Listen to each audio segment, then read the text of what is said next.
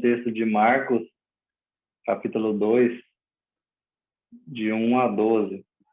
E a partir desse texto compartilhar 4 pilares, né, para a missão. Qual a missão, né? Nossa missão como pessoa e também como missão da igreja, né? Tá, em Marcos 2, de 1 a 12, diz assim: Dias depois, entrou Jesus de novo em Cafarnaum e logo ocorreu que ele estava em casa. Muitos afluíram para ali, tantos que nem mesmo junto à porta eles achavam lugar, e anunciava-lhes a palavra. Alguns foram ter com ele conduzindo um paralítico, levado por 4 homens, e não podendo aproximar-se dele por causa da multidão, descobriram o eirado no ponto correspondente ao em que ele estava, e fazendo uma abertura, baixaram o leito em que jazia o doente. Vendo-lhes a fé, Jesus disse ao paralítico: Filho, os teus pecados estão perdoados. Mas alguns dos escribas estavam assentados ali e arrazoavam em seu coração: Por que fala ele deste modo? Isso é blasfêmia. Quem pode perdoar pecado, senão um, que é Deus? E Jesus, percebendo logo por seu espírito que eles assim arrazoavam, disse-lhes: Por que arrazoais sobre estas coisas em vosso coração? Qual é mais fácil, dizer ao paralítico: Estão perdoados os teus pecados? Ou dizer: Levanta-te, toma o teu leito e anda? Ora, para que saibais que o Filho do Homem tem sobre a terra autoridade para perdoar pecados, disse ao paralítico: Eu te mando, levanta-te, toma o teu leito e vai para a tua casa. Então ele se levantou e, no mesmo instante, tomando o leito, retirou-se à vista de todos, a ponto de se admirarem todos e darem glória a Deus, dizendo: Jamais vimos coisa assim. É muito interessante esse texto, porque a gente vê aqui que, para fazer tudo isso que os amigos fizeram, eles tiveram que ter fé, né? E esse é um primeiro pilar que eu queria compartilhar para a gente poder cumprir a missão, é ter fé, porque a gente não sabe, né? De acordo com o texto, não fala exatamente de onde eles vieram, quantos dias eles caminharam e ficaram, né, carregando esse amigo paralítico até lá, mas a gente sabe que eles foram até lá. E para ir até lá, fazendo esse esforço grande, né? Eles tinham fé de que Cristo poderia transformar aquelas pessoas ali. E o versículo 5 diz, né? Vendo a fé que eles tinham. Isso é interessante porque não é a fé que um tinha, mas aqui o texto traz que é a fé que eles tinham, né? A fé de todos os amigos ali. Então, eles tinham essa fé de que Cristo podia transformar a realidade daquele amigo deles, né? E a gente, como igreja, a gente também não vai alcançar êxito, né? A gente não vai conseguir cumprir essa missão de levar o evangelho de Cristo a outras pessoas, de transformar, de salvar vidas, se a gente não tiver fé, né? A própria palavra diz que sem fé é impossível agradar a Deus, né? Então a gente precisa ter fé de que Cristo pode transformar vidas, pode transformar pessoas, e ele pode transformar a realidade das pessoas, né? Tanto fisicamente, como foi esse paralítico, mas também espiritualmente. A gente precisa crer que Cristo pode transformar qualquer pessoa, né? Por mais que seja aquela pessoa que fala: mas tem um parente, tem uma pessoa assim que eu conheço, que é muito difícil, né? E não existe pessoa difícil, porque no próprio na própria Bíblia a gente tem o exemplo de Paulo, né? Que era um perseguidor dos cristãos, que matava os cristãos, e Deus o transformou e mudou completamente a vida dele. Então a gente precisa ter fé de que esse evangelho transforma e de que Cristo pode mudar a vida das pessoas, né? Mas a gente também vê nesse texto um segundo pilar para cumprir essa missão, que é a perseverança. Eles tiveram fé para ir até lá, mas chegando lá eles não acharam tudo perfeito e simplesmente chegaram e entraram e conseguiram chegar até Cristo, né? Eles acharam um impedimento, né? E o versículo 4 diz que, e não podendo aproximar-se dele por causa da multidão, descobriram o eirado. Então, assim, eles tiveram que achar uma estratégia, tiveram que ter uma criatividade ali para poder contornar aquela situação. Mas o interessante é que eles não desistiram, né? E nessa nossa caminhada como igreja, a gente vai achar muitas dificuldades, a gente vai encontrar muitos obstáculos, né, para compartilhar esse evangelho, para viver esse evangelho no nosso dia a dia. São muitos obstáculos que a gente encontra, são muitas dificuldades que a gente vai encontrar para levar pessoas até Cristo, mas a gente precisa desse segundo pilar, que é a perseverança, que vai nos manter firmes, continuando nessa nossa missão, para cumprir essa missão mesmo diante das dificuldades, porque as dificuldades, esses obstáculos, a gente sabe que vai aparecer, a gente sabe que uma hora ou outra eles vão surgir, mas que a gente seja como esses 4 amigos que, ao encontrar uma dificuldade, não ficaram reclamando, nem desistiram, nem voltaram para trás, mas tiveram criatividade e acharam ali uma alternativa para que esse paralítico pudesse chegar até Cristo, né? Então, mesmo diante das dificuldades e obstáculos, a gente tem que seguir em frente, buscando a solução de como levar pessoas à presença de Cristo, né? E nessa pandemia a gente viu que uma dessas formas é essa questão online, né? Que a gente às vezes não pensava, algumas igrejas que eu conhecia não tinha presença nenhuma online, não sabia fazer uma transmissão, não sabia usar o Zoom, nada disso, né?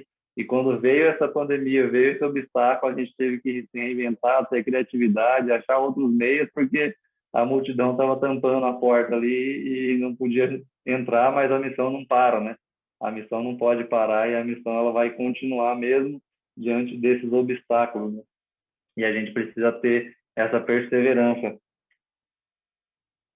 Mas um terceiro pilar que a gente encontra aqui nesse texto para cumprir a missão é equipe. A gente não vai conseguir cumprir a missão sozinho, né? E o versículo 3 diz que alguns foram ter com ele, conduzindo um paralítico, levado por 4 homens.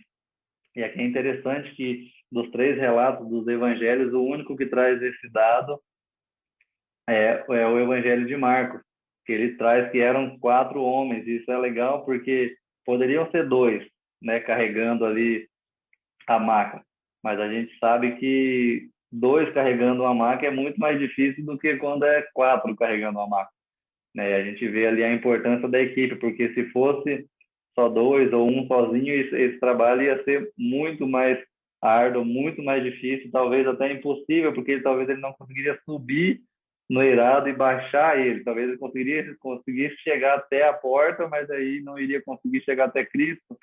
Então a gente vê aqui a importância da equipe, né? E interessante que Deus ele dá dons diferentes a cada um, né? A gente olha para a nossa igreja, a gente olha para cada pessoa e vê que cada pessoa tem um dom diferente, tem um talento diferente, né? Como foi pregada essa questão dos talentos, né? Um foi 5, outro foi 2, outro foi um, mas a gente vê que Deus dá talentos diferentes a cada um e dons para cada um, a fim de que com essas diferentes habilidades esses obstáculos sejam vencidos, né? E caminhos sejam abertos e muitas pessoas possam chegar à presença de Cristo. A gente vê que Deus nessa multiforme graça dele, nessa, né, várias pessoas com vários dons diferentes, a gente está cumprindo a mesma missão, né? E a gente como uma equipe a gente tem essa missão de levar pessoas até Cristo. Então, às vezes, a gente acha que, mas eu não tenho o dom de pregar, ou eu não tenho o dom desse, ou daquele, ou do louvor, mas Deus deu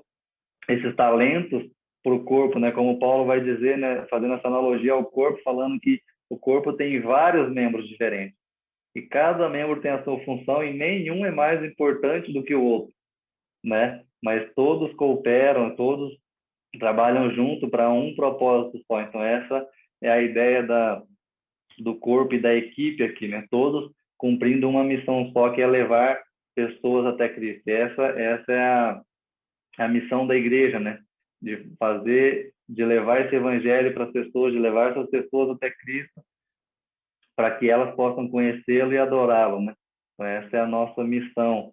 Então, esse é o terceiro pilar, a equipe, né? Então, a gente precisa de fé para poder se levantar e sair de onde estamos, mas também a gente precisa de perseverança para continuar caminhando, e a gente não pode caminhar sozinho, mas a gente precisa de uma equipe para cumprir essa missão, né? Porque essa equipe que vai nos auxiliar e não vai deixar com que esse fardo seja pesado demais de carregar e a gente não consiga cumprir a missão porque a gente está fraco demais ou porque a gente não aguenta mais. Por isso que é tão importante a gente ter esse momento, a gente ter a nossa igreja local, porque é na igreja local que a gente tem essa equipe, que a gente se fortalece como pessoa, como cristão, como indivíduo, né? E a gente compartilha os desafios uns com os outros, ora junto, e essa equipe é fundamental para que a gente continue cumprindo a nossa missão, né? E dentro dessa equipe, trazendo agora para essa alusão à maca, né? São 4 pontos da maca.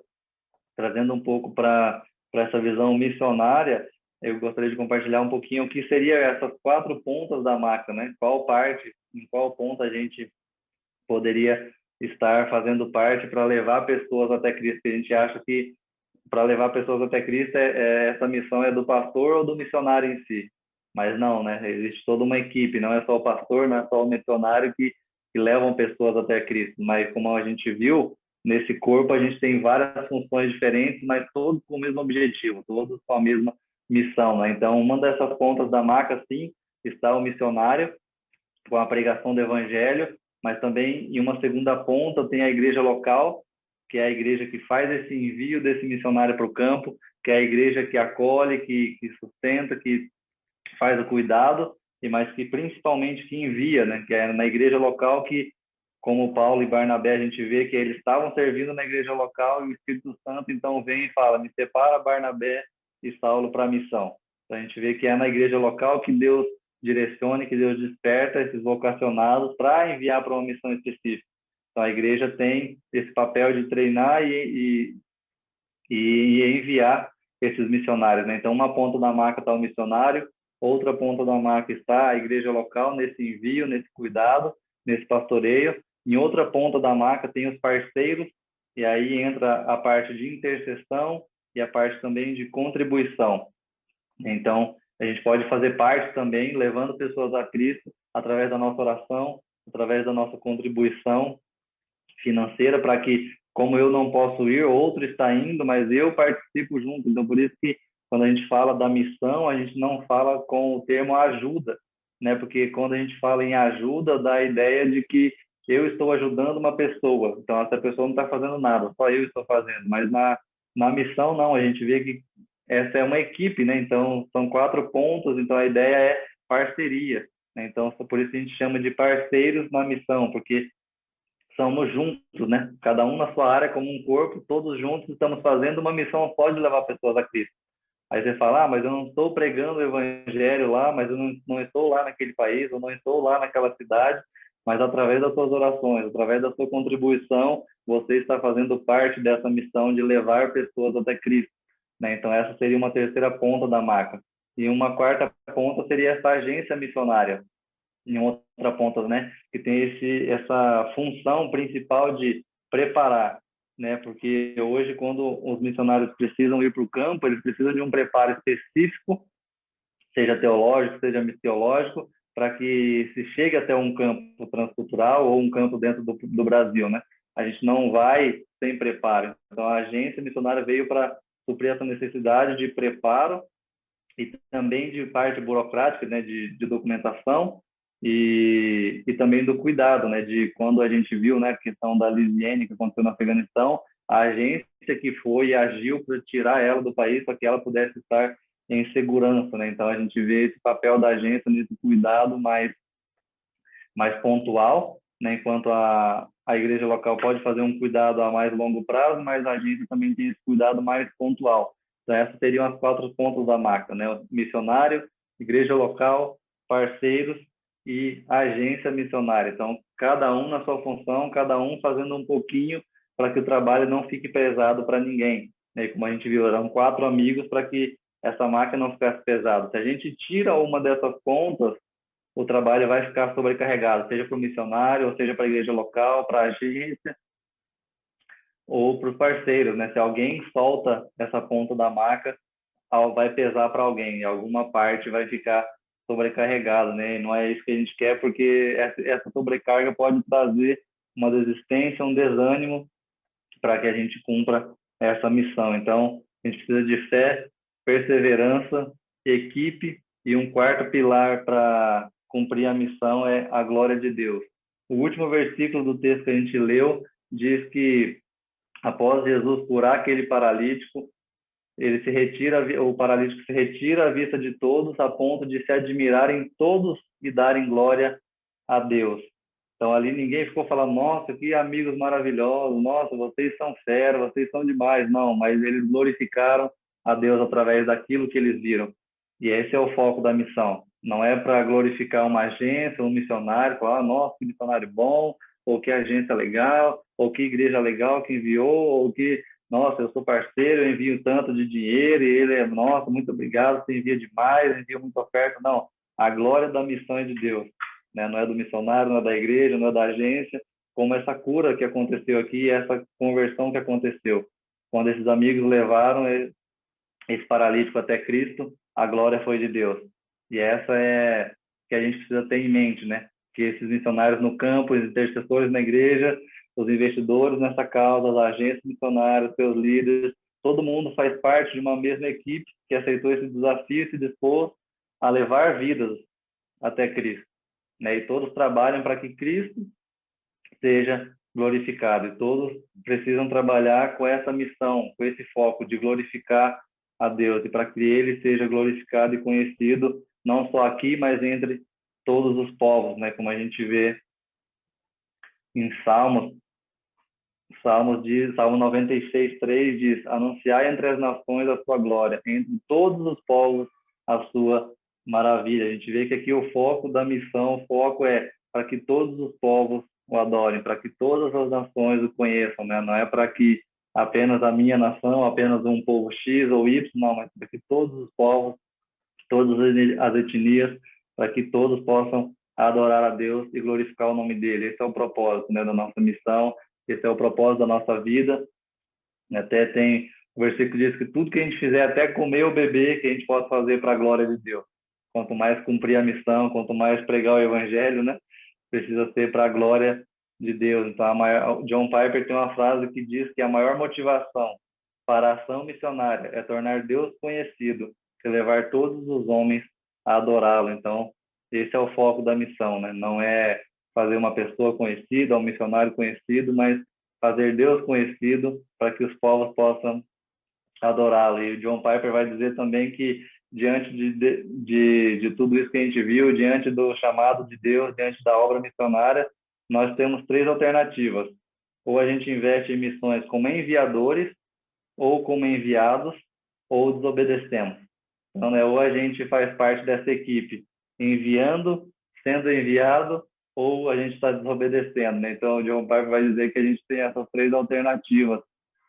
E aí eu deixo esse desafio final para a gente refletir, para a gente pensar qual é a nossa posição nesse desafio, né? Em que time a gente está? Será que a gente faz parte desse time que está levando pessoas para Cristo, ou será que a gente faz parte dessa multidão que está na porta atrapalhando com que pessoas cheguem até Cristo, né? Então, que a gente não seja os desobedientes, né? Que a gente possa fazer parte dessa missão, que a gente possa cumprir essa missão fazendo parte dessa equipe, se juntando a esse time que está pegando em uma das pontas da maca para levar pessoas até Cristo, né? Para cumprir essa missão, para que o evangelho seja pregado e para que todos os povos possam adorar e conhecer a Cristo, que a gente sabe como é maravilhoso a gente poder se reunir, a gente poder adorar a Deus, mas é muito triste também saber que ainda hoje, com toda a tecnologia, com todo o avanço que a gente tem, ainda existem muitos povos que nunca ouviram falar em nada do Evangelho, que nunca ouviram falar de Cristo, que não tem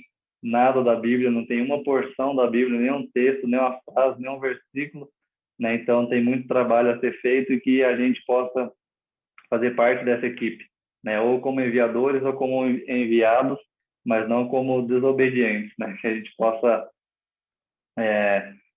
fazer parte dessa missão e agradecer por esse privilégio que a gente tem também de fazer parte dessa missão, né? Porque a gente vê que essa missão também é de Deus, não é a missão do missionário X, não é a missão da igreja Y, mas a missão é de Deus, né? Porque ele que está em missão no mundo, e ele, cumprindo essa missão, fazendo essa missão, ele não precisa de nós, mas ele nos dá essa oportunidade, né? Esse privilégio de podermos fazer parte dessa missão, né? Então, para a gente é um grande privilégio a gente poder participar disso, a gente poder participar dessa missão, a gente poder, de alguma forma, fazer parte daquilo que Deus está fazendo em toda a história, né? Isso é maravilhoso, isso é muito gratificante, né? E quanto mais a gente estuda, mais a gente lê a palavra, mais a gente percebe que toda a Escritura aponta para essa missão de Deus, que Deus está em missão, que Deus está reconciliando consigo o mundo e ele nos chama, né? Paulo vai escrever que ele nos deu esse ministério também de reconciliação. Deus nos reconciliou consigo mesmo através de Cristo e ele nos dá agora esse ministério de reconciliação. ele nos dá agora esse privilégio de participar dessa missão que ele está fazendo no mundo.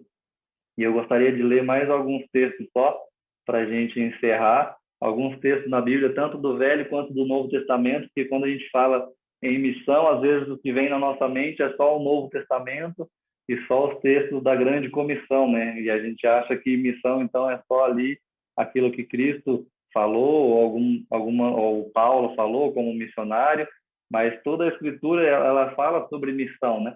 E desde Gênesis 1, quando Deus cria o homem e a mulher à sua imagem e semelhança, ele diz, né, ele dá ali já uma ordem e fala que Deus os abençoe e diz: sede fecundos, multiplicai-vos e enchei a terra. E essa era a missão, né? Porque nós, como imagem e semelhança de Deus, conforme a gente fosse enchendo a terra, a imagem de Deus iria ser espalhada por toda a terra, né? E aí a gente vai ver já em Gênesis 11, o povo de Babel, né, uma história muito conhecida, na Torre de Babel, eles queriam fazer algo diferente dessa ordem que foi dada em Gênesis 1, de ir, de espalhar, de multiplicar e de encher a terra. E eles dizem completamente o contrário, eles falam: vinde, edifiquemos para nós uma cidade e uma torre cujo topo chegue até o céu, e tornemos célebre o nosso nome, para que não sejamos espalhados por toda a terra. Então era completamente oposto à missão que Deus deu. Deus falou: vai, enche a terra, se multiplica, para que o nome de Deus seja conhecido, para que a imagem de Deus seja espalhada. E o que eles falam é: vamos construir um lugar onde a gente vai ficar aqui, vai fazer o nosso nome conhecido, o nome de Deus, e para que a gente não seja espalhado por toda a terra. Mas a missão era completamente contrária, né? Era para que se espalhasse por toda a terra, para que a terra se enchesse da glória de Deus. E aí termina Gênesis 11, começa Gênesis 12, com Deus chamando Abraão, falando: sai da sua terra, sai da sua parentela e vai para uma terra que eu vou te mostrar. Né? Então isso é fantástico, ver que Deus continua cumprindo a missão mesmo quando a gente é desobediente. Né? Uma história muito conhecida também é de Jonas, né? Que desobedece. Deus fala: vai para Nínive, ele fala que não vai. Deus fala: não, você vai porque eu quero que você cumpra essa missão. Né? Salmo 96, que eu li no começo, Salmo 96:3 diz: anunciar entre as nações a sua glória, entre todos os povos as suas maravilhas. Então, no próprio Antigo Testamento, a gente já vê vários textos já com essa visão de a missão é para todos os povos. Né? A gente precisa anunciar para todos os povos. Salmo 117 também diz: louvai ao Senhor, vós todos os gentios, louvai-o todos os povos. Aqui a gente vê de novo essa característica da missão, que é louvar a Deus. A missão, o foco da missão é levar todos os povos à adoração. E Salmo vai trazer muito isso, tem vários outros salmos que falam sobre isso, mas eu trouxe só esses dois. Isaías também, 52:15 diz: assim causará admiração às nações, e os reis fecharão a sua boca por causa dele, porque aquilo que não lhes foi anunciado verão, e aquilo que não ouviram entenderão. Então aqui Isaías, né, o profeta, está profetizando que pessoas que nunca tinham ouvido vão começar a ouvir, e pessoas que nunca entenderam do evangelho vão começar a entender. Então aqui também essa característica que o evangelho vai ser pregado até os confins da terra, a todos os povos. Aqueles que nunca tinham ouvido vão começar a ouvir. Daniel 7 diz: foi-lhe dado domínio e glória e o reino, para que os povos, nações e homens de todas as línguas o servissem. O seu domínio é domínio eterno, que não passará, e o seu reino jamais será destruído. Aqui Daniel também profetizando o reinado de Cristo, que seria um reinado eterno, que seria um reinado sobre todos os povos, sobre todas as nações e sobre todas as línguas. Né? E esse reinado é eterno. Então, é aqui mostrando que Cristo é o rei de todas as nações. E o Novo Testamento está cheio de versículos também falando sobre essa missão, né? E Jesus, né, propriamente também vai dar o texto que é conhecido como Grande Comissão. E eu vou ler só um deles, João 20:21, de Jesus diz: paz seja convosco, assim como o Pai me enviou, eu também vos envio. Então aqui ele dá o padrão de envio, né? Assim como o Pai o enviou, assim ele também nos envia. E aqui tem uma característica muito legal do envio de Cristo, que é a encarnação. Né? Deus não enviou uma mensagem, não enviou uma voz do céu, mas ele se encarnou e habitou entre nós, e ele comeu como a gente, ele viveu como a gente. Por isso é tão importante essa missão de ir a outros povos, né? E não simplesmente, vão enviar um CD com a mensagem, ou vão enviar uma música, alguma coisa assim. Mas não, ele falou assim como o Pai me enviou, eu vos envio. Então a ideia é encarnação, é que a gente ir mesmo para esses povos, a gente ir lá, viver como eles, falar como eles, e para pregar o evangelho na língua desse povo, assim como Cristo veio, né? A gente ir.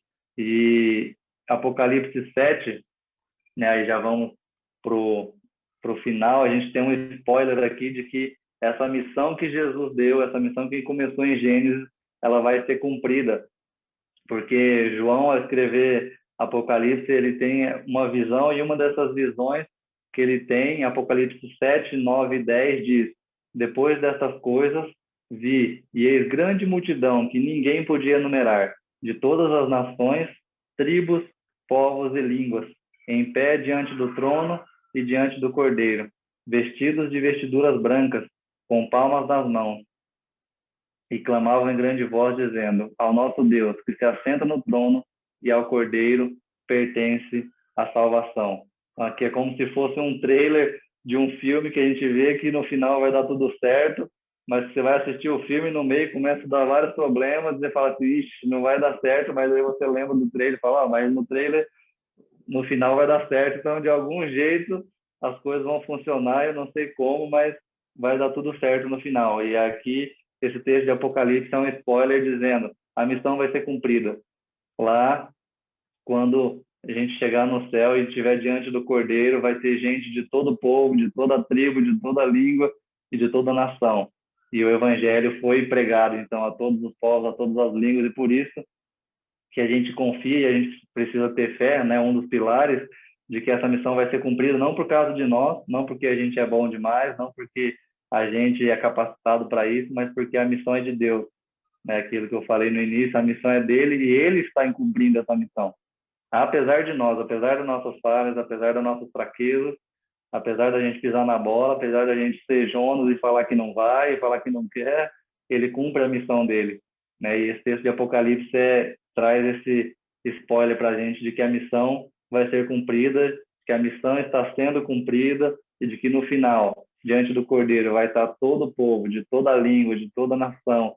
Então, a gente pode descansar, a gente pode ir com fé, né? A gente pode ir com perseverança de que no meio aqui que a gente está vivendo parece que está dando tudo errado, vem uma pandemia, fecha tudo, fala agora a missão não vai ser cumprida, mas Deus vai cumprir a missão e Deus vai fazer de uma forma que a gente às vezes não sabe, mas ele vai continuar fazendo. Por isso que o segundo pilar da perseverança é extremamente fundamental, para a gente continuar perseverando, porque a gente sabe que no final Deus vai cumprir a missão dele, né? Por isso a gente precisa da equipe para a gente não desanimar, né? E lembrar que a glória é dele, porque no final ninguém está falando do nome do missionário X ou do Y, mas todo mundo está diante do Cordeiro adorando a ele, né? Por isso que o foco da missão é a adoração a Deus. E John Piper vai dizer que esse é o combustível da missão, né? E a missão só existe porque não há adoração, porque a adoração a Deus que é fundamental, pois Deus é essencial e não o homem. Então a adoração é esse combustível e a meta das missões, para que ele seja conhecido entre todos os povos. Por isso que Deus confunde as línguas ali na Torre de Babel, quando o povo queria fazer o nome dele célebre e não queria se espalhar pela terra, porque a missão é que o povo se espalhe por todos os povos, né?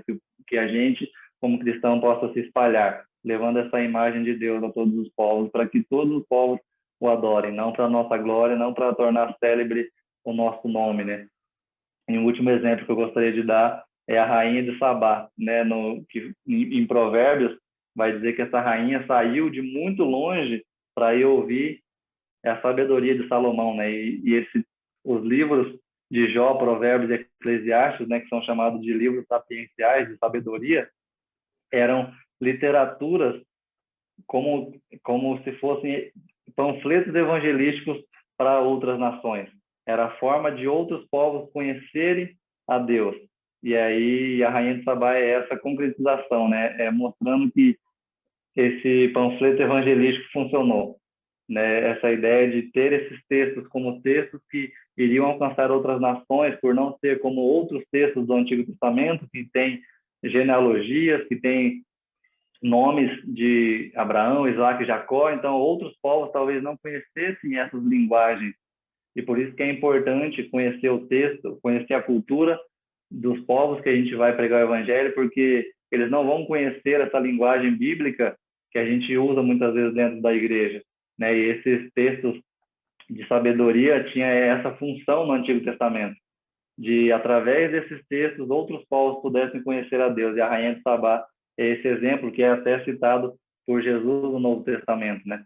Essa visita da rainha de Sabá exemplifica essa ideia bem sucedida de que a evangelização funcionou, né? A evangelização de outros povos através desses textos de sabedoria, através de Salomão e dos escritos dele, dos provérbios que ele escrevia, outros povos conheceram, porque quando ela vem visitar, Salomão diz que essa sabedoria vem de Deus, que essa sabedoria não é dele, não é do homem, mas é uma sabedoria que vem de Deus. Então a glória é dada a Deus, e a rainha de Sabá então conhece essa sabedoria e de fato glorifica a Deus, né? Então que a gente possa viver nesses 4 pilares, né? Cumprindo a nossa missão de levar pessoas até Cristo, né? Lembrando da fé, que a gente precisa ter fé para poder cumprir essa missão, a gente precisa de perseverança, porque vão ter obstáculos, né? A gente precisa cumprir a missão, mas lembrando de que a gente tem um spoiler em Apocalipse de que a missão vai ser cumprida, de que a gente pode perseverar. E a gente precisa da equipe, lembrando que a equipe é fundamental também para que a gente consiga cumprir essa missão, e lembrando que a glória é de Deus, não é nossa, não é para fazer uma agência conhecida, uma igreja, uma placa conhecida. Por mais que a gente é denominacional, a gente é da presbiteriano, mas a gente não vai fazer missão para fazer o nome da IPB conhecido, né? A gente vai para fazer o nome de Deus conhecido, lembrando que o foco é a adoração, para que Deus seja adorado naquele povo, para que aquele povo possa adorar a Deus, né? E não para que a gente possa simplesmente fazer discípulos nossos ali, mas discípulos de Cristo, né? Que esse seja o nosso foco, e que a gente continue perseverando nesse cumprimento da missão.